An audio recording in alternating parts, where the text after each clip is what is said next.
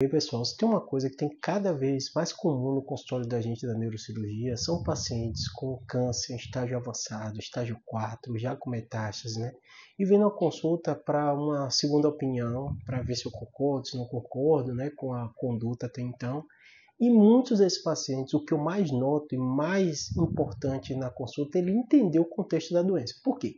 Toda vez que você fala que você tem um câncer no último estágio, que aquele câncer não vai ser operado, que aquilo não tem cura, dá uma ideia muito forte do paciente, eu estou morrendo.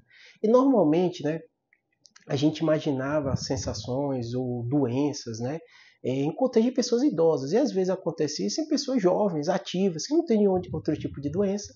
E teve o câncer, que infelizmente ele não tem cura. E na maioria das vezes, esse paciente que chega para mim por ser neurocirurgião, chega por metástase cerebral. E o que eu costumo conversar bastante, né? Na grande maioria das vezes, esses pacientes chegam, e eu concordo com a conduta que o colega tomou anteriormente, por diversos aspectos, né? De um modo geral, esses pacientes, eu explico muito para eles, né, que um dos médicos mais relevantes, mais importantes, que dirigem o caso de um paciente com câncer é o oncologista, né? Então a opinião do oncologista vai ser a mais relevante, né? E muitos desses pacientes têm um contexto, né, de ter um oncologista, ter ouvido essa opinião e vem para a segunda opinião, né? Então o oncologista, normalmente, várias equipes de oncologia, eles vão ter os médicos de referência dele. Então é bem comum o oncologista ter o neurocirurgião que ele recomenda, né? E muitas vezes o paciente passa por isso e vem para a segunda opinião para ver se está de acordo, né?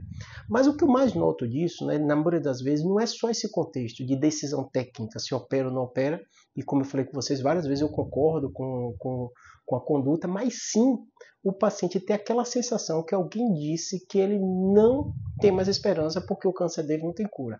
E aí o que acontece? Não é o jeito que o médico falou, é como a pessoa recebeu aquela informação. Eu costumo dizer o seguinte, né, de um modo geral, a oncologia nos últimos anos evoluiu muito. E muitos pacientes com câncer avançado, inclusive estágio 4, vão viver muitos anos, né? Essa noção de terminalidade, né, estou morrendo, né, para o ser humano é complicado. Nós somos os únicos animais que têm consciência e noção disso, né, que a gente está doente, ou que a gente vai morrer, ou que nossa vida está chegando ao fim. Isso causa muito sofrimento, né? Mas o que eu mais noto nos pacientes, né, é essa questão de temporal. Quanto tempo eu tenho de vida? 5 anos, 2 anos, 3 anos? Isso gera uma ansiedade muito grande no paciente. E que muitas vezes ele impede de ter uma vida plena, muitas vezes estando bem neurologicamente. Esses pacientes que eu falo para vocês, que chegam aqui, na grande maioria das vezes são pacientes que estão intactos neurologicamente, ou seja, sem déficit nenhum, sem sequela nenhuma, ou déficit muito leve. Então, o paciente que você olhando na rua, funcionalmente ele está bem. Eu costumo levantar isso para o paciente, né? É muito importante você entender que a oncologia tem mudado muito rápido. Os medicamentos, os tratamentos têm mudado e as